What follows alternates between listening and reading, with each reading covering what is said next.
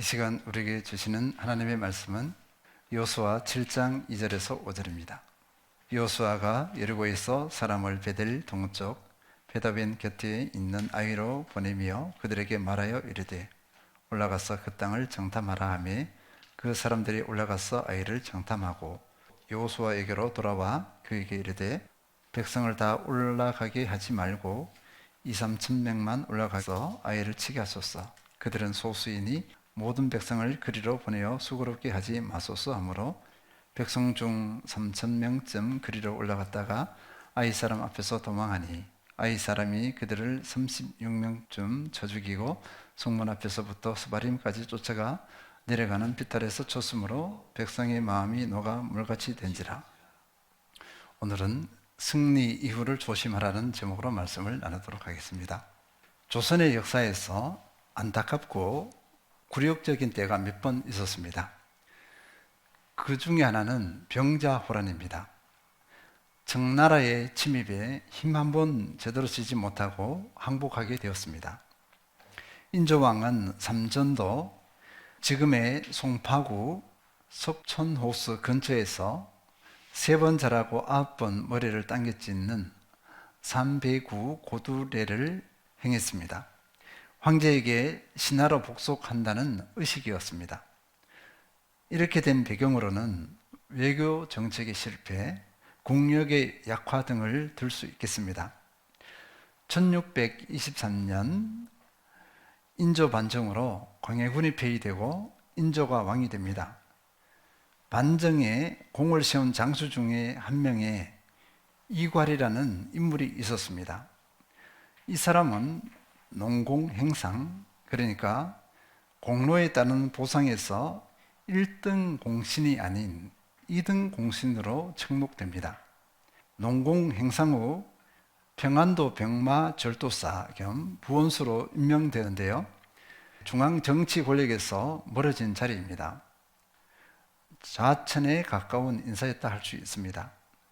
이괄은 불만을 품고 평안도에서 반란을 일으킵니다. 반란군은 매우 빠르게 남하여 한양까지 점령하게 되는데 성공합니다.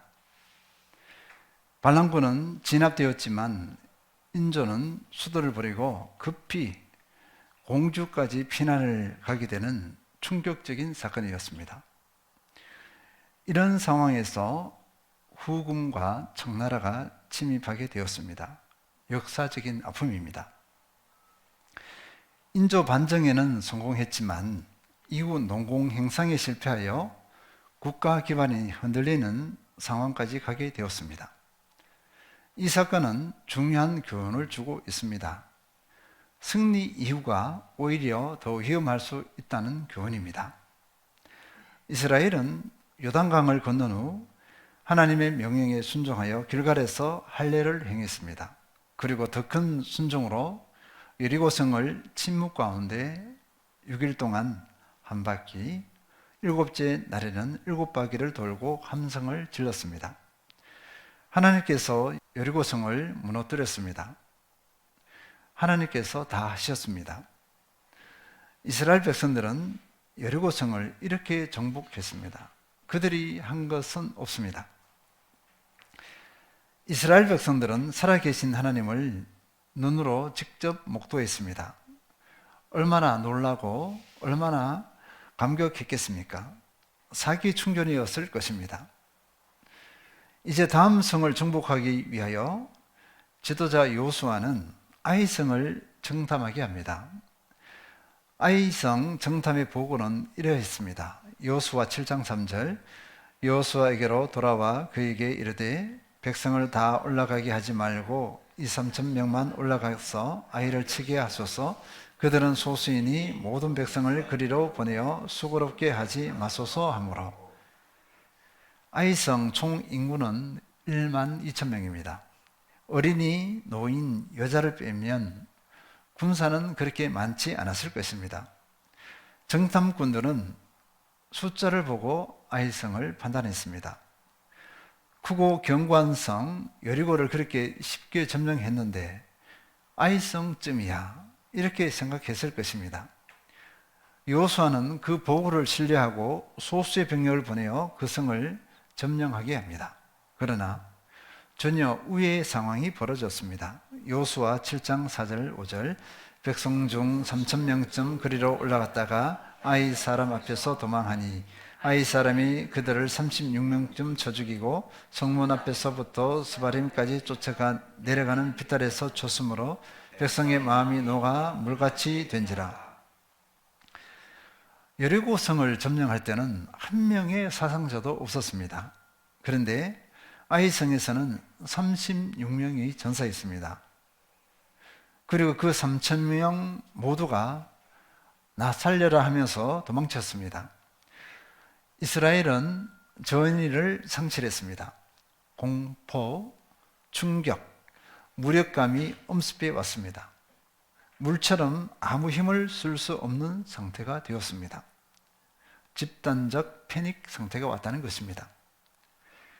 36명의 전사자는 많은 숫자가 아닙니다. 그런데 왜 집단적인 패닉이 왔을까요?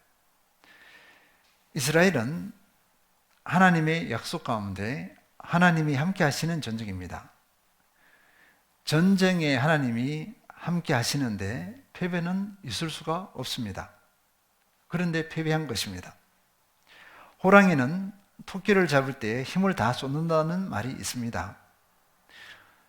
지금 아이성 공격에서 패배하게 된 것이 아이성을 가벼이 여긴 결과였냐? 이것입니다. 아이성을 가벼이 여겨서 실패했는가? 지도자 여호수아와 이스라엘 장로들은 정탐꾼을 질책하지 않았습니다. 이들은 이렇게 움직였습니다. 여호수아 7장 6절 여호수아가 옷을 찢고 이스라엘 장로들과 함께 여호와의 궤 앞에서 땅에 엎드려 머리에 티기를 뒤집어 쓰고 저물도록 있다가 이들은 이스라엘이 가나안 백성들에게 가벼이 여김을 당하고 가나안 연합군에 의해서 전멸할 수 있다는 위기감 가운데 있습니다. 여리고성을 무너뜨릴 때는 그러하지 않았습니다. 가나안 땅을 단번에 다 점령해버릴 것으로 그렇게 생각하고 있었습니다.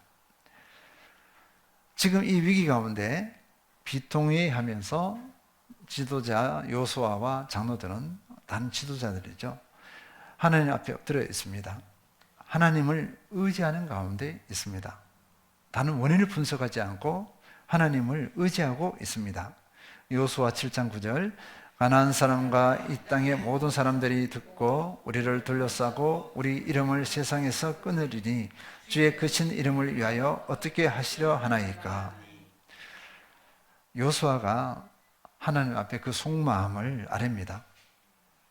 가나안 땅의 모든 사람들이 아이성 전투의 소문을 듣고 담대함을 얻어서 그들이 연합할 것입니다. 그리고 우리를 칠 것입니다. 우리는 전멸을 당할 수 있습니다. 이 위기 상황 가운데서 하나님의 크신 이름을 위하여 어떻게 하시겠습니까? 이렇게 질문하고 있어요. 하나님의 크신 이름을 위하여 어떻게 하시겠습니까? 이 말의 의미가 무엇일까요?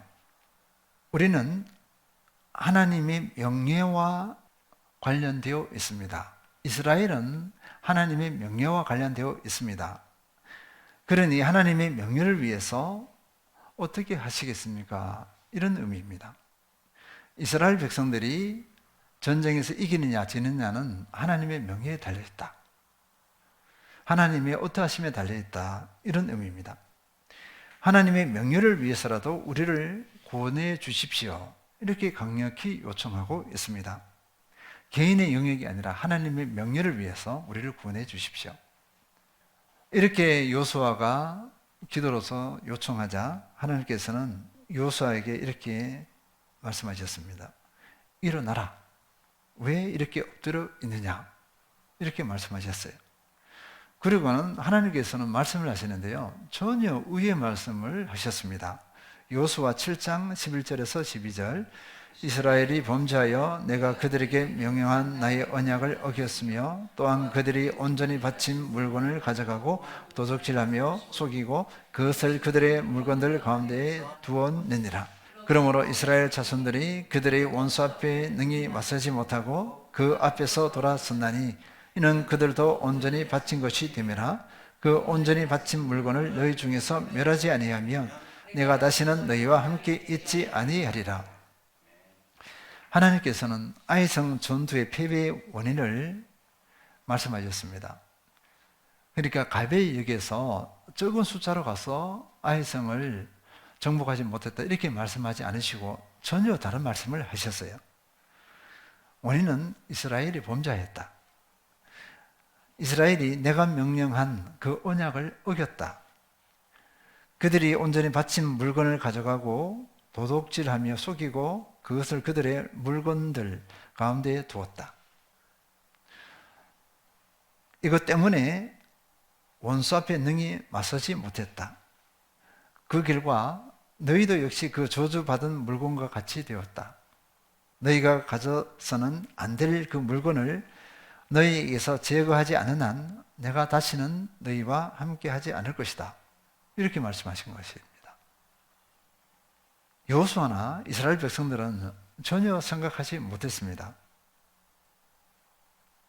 이 내용을, 이 말씀을 이스라엘 백성들이 지금 듣고 있어요. 그러니까 이스라엘 백성의 입장에서는 무슨 쌍둥맞은 말씀이냐 이렇게 들릴 수가 있습니다. 다시 확인합니다. 아이성 공략의 전략 전술 문제를 말씀하지 않으셨습니다. 하나님과의 관계를 말씀하셨어요. 아이성이 패배한 것은, 아이성 전투에서 패배한 것은 하나님과의 관계에서 실패했다. 그 근거가 있습니다. 왜 그렇게 아이성의 실패는 하나님과의 관계이냐? 여호수아 6장 17절에서 19절입니다. 이 성과 그 가운데 있는 모든 것은 여호와께 온전히 바치되 기생 라합과 그 집에 동거하는 자는 모두 살려주라. 이는 우리가 보낸 자들을 그가 숨겨주었음이니라. 너희는 온전히 바치고 그 바친 것 중에서 어떤 것이든지 취하여 너희가 이스라엘 진영으로 바치는 것이 되게 하여 고통을 당하게 되지 아니하도록 오직 너희는 그 바친 물건에 손대지 말라. 은금과 동철 기구들은 다 여호와께서 구별될 것이니 그것을 여호와의 곳간에 드릴지니라 하니라. 이스라엘 백성들은 하나님의 이 말씀, 이 약속, 이 명령을 지켜야 했습니다. 그런데 이스라엘 백성 중에 이 명령, 약속을 깨트린 인물이 있습니다. 전체가 그런 것이 아니에요.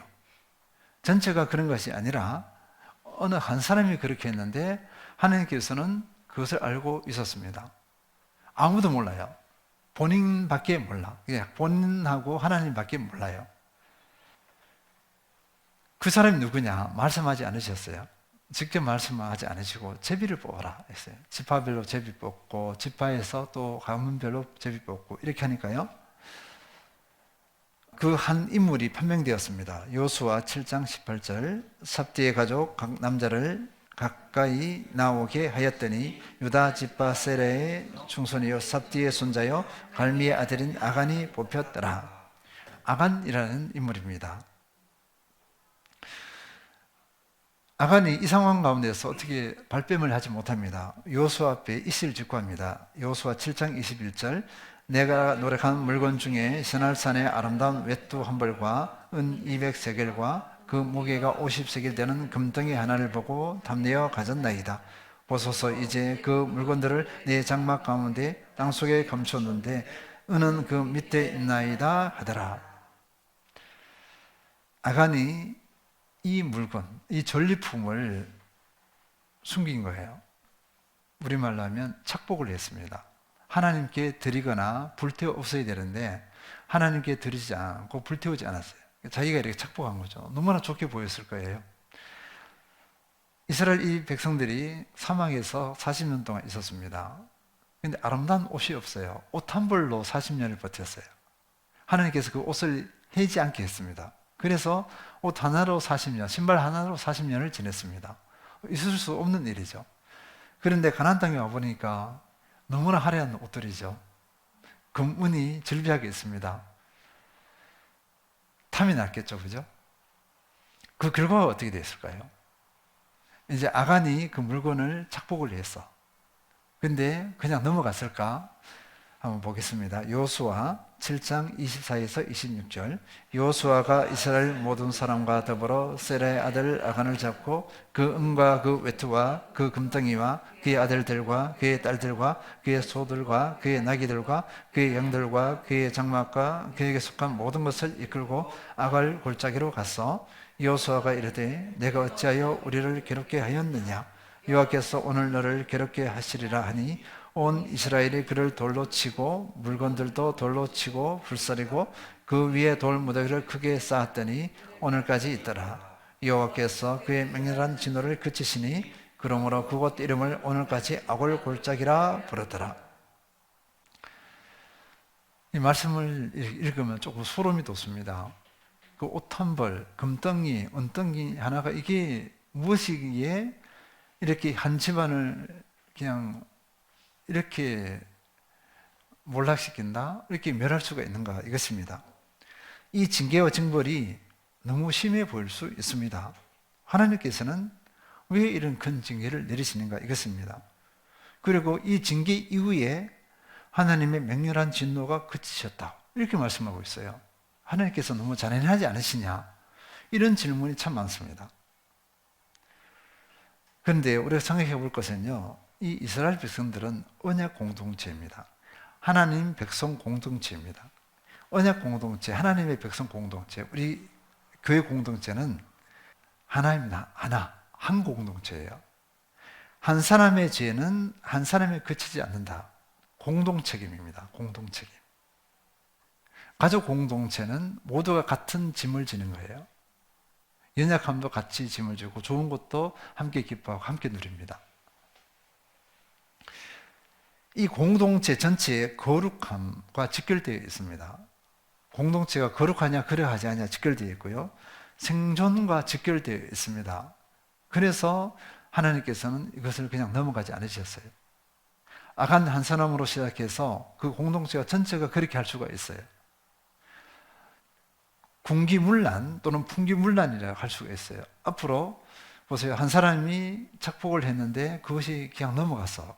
그러면 앞으로 수많은 전쟁 가운데 승리를 하는데 얼마나 현혹시키는 그 좋은 물건들이 많을까요? 다 탐이 나겠죠. 그죠? 하나님께 드리지 않습니다. 그리고 하나님께서는 이후에 하나님께 다 바치려 하지 않고 다 가지게 해요. 근데 하나님과 약속한 것은 지켜야 합니다. 한국교회의 거룩성의 상실, 우리가 알고 있습니다. 한 교회의 문제가 아니었어요. 한 교회의 어떤 문제가 전체 온 나라에 다 공유되었습니다. 그 결과 파장은 작은 교회인, 개척교회인 우리에게도 그 파장이 왔어요. 모든 교회가 어려움을 당하고 있습니다. 이런 원리입니다. 그래서 하나님께서는 이것을 그냥 넘어갈 수 없었습니다. 하나님께서는 거룩이 깨어진 공동체에는 임하지 않으십니다. 죄 중에 있는 공동체는 임하지 않으신다. 하나님의 임재가 끊어진 상태에서 택한 백성은 그리스도인은 무기력합니다. 영적 전쟁에서 이길 수가 없습니다. 우리가 이곳에 다음 세대를 소망하면서 왔습니다. 근데 하나님께서 함께 하지 않으시면 다음 세대 젊은이들 한 사람도 살리고 세우지 못해요. 하나님께서 함께 하셔야 한 사람, 10, 100, 1000만을 살리고 세울 수가 있습니다. 그러면서 아간의 이 징계를 통해서 죄의 결과가 얼마나 무서운가를 알려주고 있어요. 죄의 결과는 무섭습니다. 그러면 아간이 하나님이 이것을 도둑질했다고 했어요. 그것이 무엇을 의미하는가 이것입니다. 이것을 살펴보고 마무리하도록 하겠습니다. 첫째는요, 승리 이후의 방심, 담심을 의미합니다. 우리는 무엇을 알아야 되냐 하면요, 성공, 성취, 승리 이후에 다가오는 그 연약함을 인지를 해야 합니다. 위기는 승리 이후에 다가온다. 왜냐하면요, 이전에는 이런 일이 일어나지 않았어요. 여리고 성을 점령하기 전까지는 모두가 긴장하고 깨어 있습니다. 두렵고 떨림은 있잖아요. 여리고 성이 너무 쉽게 무너졌어. 정출이 있습니다. 그러니까 뭐가 왔죠? 방심이 왔죠. 마음이 높아집니다. 그만하기 쉽습니다. 그리고 어떤 일이 일어나냐면요, 농공행상이 일어납니다. 내가 이 정도 기여했다, 기여분에 대해서 생각을 하게 됩니다. 그 가운데서 이기적인 욕망이 올라오고 분쟁이 일어납니다. 이것은 승리 전에는 일어나지 않아요. 승리 이후 또는 성취 이후에 일어난다고 할 수 있습니다. 승리 이후에 이기적인 욕망이 막 발동을 합니다. 그래서 승리 이후에 위기가 옵니다. 그래서 우리는 마음의 준비를 잘 해야 될 거예요. 우리가 1차 승리는 보니까요, 이곳의 성전 이전입니다. 하나님께서 다 하셨어요. 그죠? 많은 분들의 마음을 움직이셔서 헌금하게 하고 재정 문제가 해결되고 했습니다. 하나님께서 하신 거예요. 이렇게 봐야 됩니다. 혹여나 내 기여 부분을 이렇게 내세워서는 안 된다는 것입니다. 두 번째 우리가 조심해야 될 것이 뭐냐니까요, 하나님의 약속을 어기는 것입니다. 여기서 하나님께서 도둑질을 했다는 것은 하나님의 약속을 어겼다. 하나님께서 선포하셨어요. 이것은 하나님의 것이다. 하나님께 바치라. 이것은 불태워라. 없애버려라. 이렇게 했어요. 눈을 현혹케 하는 것, 이런 것들은 다 불태우라고 했었고요. 하나님께서 꼭 사용할 것들은, 필요한 것들은 남기라고, 하나님께 드리라고 이렇게 했습니다. 다시 확인합니다. 승리, 성공 이전에는 긴장하면서 그 약속에 대해서 신중합니다. 약속을 잘 지켜나가요. 순종한다는 것입니다. 그런데 성공 이후에, 승리 이후에는 방종에서 그 하나님의 약속이, 명령이 너무 희석되어진다는 것입니다. 이게 사람들의 심리 상태예요. 그 명령을 가벼이 여깁니다. 결국 어떻게 될까요? 불순종해버립니다. 그래서 우리는 승리 이후에 하나님의 약속을 그대로 지켜나가느냐, 이것입니다. 많은 사람들의 장점이 있는데 가장 큰 장점이 뭘까 생각해 보거든요.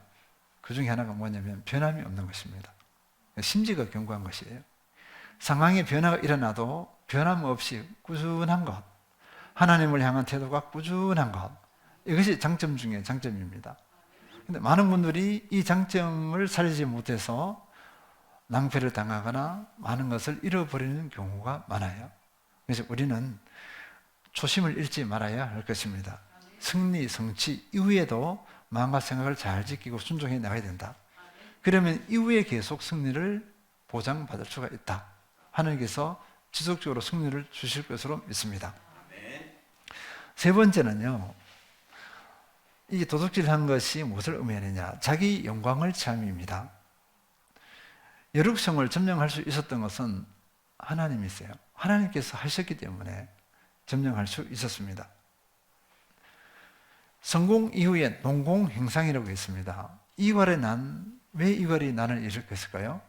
농공행상에서 자기가 1등 공신이 아니라 2등 공신이 된 거거든요. 여기 불만을 품은 것입니다. 그러면 사람들이 가지는 마음이 뭐냐면요, 누구나 1등 공신이라는 그 마음이 있을 수가 있어요. 성공 이후에 1등 공신에 그 마음이 들어갔다는 것은 뭘 의미할까요? 이미 내가라는 마음이 들어간 거죠. 내가. 그리고 내가라는 것은 그 자랑을 의미합니다. 거룩한 삶의 대적자가 무엇이냐? 어떤 분의 책이 있는데요, 거룩한 삶의 대적자, 자기 자랑, 이렇게 했습니다. 자기 자랑은 거룩한 삶을 깨트린다. 자기 자랑은 곧 자기 영광을 의미합니다. 자기 영광을 취한다, 이거죠. 내가 했다 하면서 그 모든 덕을 자기에게, 그 공을 자기에게 돌려버립니다. 하나님께 공을 돌려드려야 되는데 내게 공을 돌린다. 이것이 자기 자랑, 자기 영광입니다. 이것은 어둠입니다. 거룩의 본질은 하나님 중심입니다. 하나님께서 하셨다. 근데 자기 자랑, 자기 영광은 자기 중심입니다. 한 사람의 자랑거리가 무엇인지를 보면 그 사람이 어떤 상태에 있는지, 어떤 존재인지를 알 수가 있습니다. 무엇을 자랑하느냐 이거예요. 하나님을 자랑하느냐, 나를 자랑하느냐, 내가 행한 것을 자랑하느냐, 내 능력을 자랑하느냐, 각가지가 있을 수 있어요. 근데 많은 그리스도인들이 여기에 실패하는 경우가 많습니다. 자기도 모르게 나를 드러내요. 자기 자랑은 하나님께 영광이 아니라 나에게 영광을 돌리는 것입니다. 하나님께서 하셨다가 아니라 내가 했다 이렇게 하고 있는 것입니다. 무엇을 하든 그 결과에 대해서 내가 이렇게 합니다. 은혜가 아니라 자기 성취의 과시가 됩니다. 자, 은혜는 하나님께서 행하셨다. 자랑은 성취의 과시. 하나님께 영광은 하나님의 손길로 이렇게 되었습니다. 그런데요, 자기 영광은 하나님의 손길 역사가 아닙니다. 왜냐하면 내 손길로 했기 때문에 그래요. 내 손길 의식이 있기 때문에 그렇습니다. 결국 자기 자랑은 자기 과시에 불과하다 이렇게 볼 수 있습니다. 그러면 자기를 과시하는 사람, 자기를 자랑하는 사람은 감사가 있을까요? 감사하지 않습니다. 감사의 대상이 없어요. 왜냐하면 내가 했기 때문에 누구에게 감사할 거예요? 다른 사람이 나에게 감사해야죠. 이런 의식입니다. 결론적으로 하나님과의 관계가 깨어진 것을 의미합니다. 아간이 그 탈취물을 착취한 것은, 이렇게 숨긴 것은 하나님과의 관계가 깨어졌음을 의미합니다. 하나님께서는 이것을 신중하게 보세요. 이것이 큰 범죄라고 하나님께서는 말씀하십니다. 하나님과의 관계가 깨어졌다는 것은 모든 것이 깨어진 것이나 마찬가지예요. 그래서 우리는 하나님과의 관계에 능히 승리해야 할 줄 믿습니다.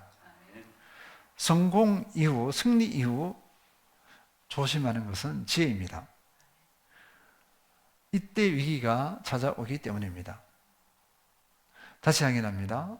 우리가 이곳에 온 것, 이곳으로 교회를 이전한 것, 그리고 아름다운 성전을 이렇게 구비하고 있는 것, 시작에 불과합니다. 이제 전초 기지를 만든 것이 불과해요. 이제 앞으로 영적 전쟁이 펼쳐질 것입니다. 그런데 여기서 이 전초 기지 만든 것에 이미 마음이 높아져서는 안 된다는 것이죠. 그리고 다 된 것 같이 그렇게 해서는 안 된다는 것입니다. 더욱 겸손해야 되고 초심을 잃지 말아야 하고요. 두렵고 떨림으로 앞으로의 걸음걸음을 임해야 할 것입니다. 다음 세대를 살리고 세우는 거 더 어렵습니다. 안악자손이에요. 거인입니다. 거인. 젊은이들은 거인과 같아요. 영적으로 그렇게 힘든 존재입니다. 그 한 사람을 어떻게 굴복시켜서 그리스도의 사람으로, 그리스도의 제자로 세울 수 있을까요? 이제 첫걸음을 내딛었기 때문에 더욱 겸손함으로 우리가 이 부르심에 임해야 할 줄 믿습니다. 앞으로 다가올 연약함이 어떤 것이 다가올지 우리가 미리 인지하고서 지혜롭게 대처해야 할 것입니다. 그러면 앞으로 승리를 계속 보장받을 수가 있습니다. 승승장구할 수 있습니다. 이 복을 온전히 누리시는 우리 모두가 되시길 축원드립니다.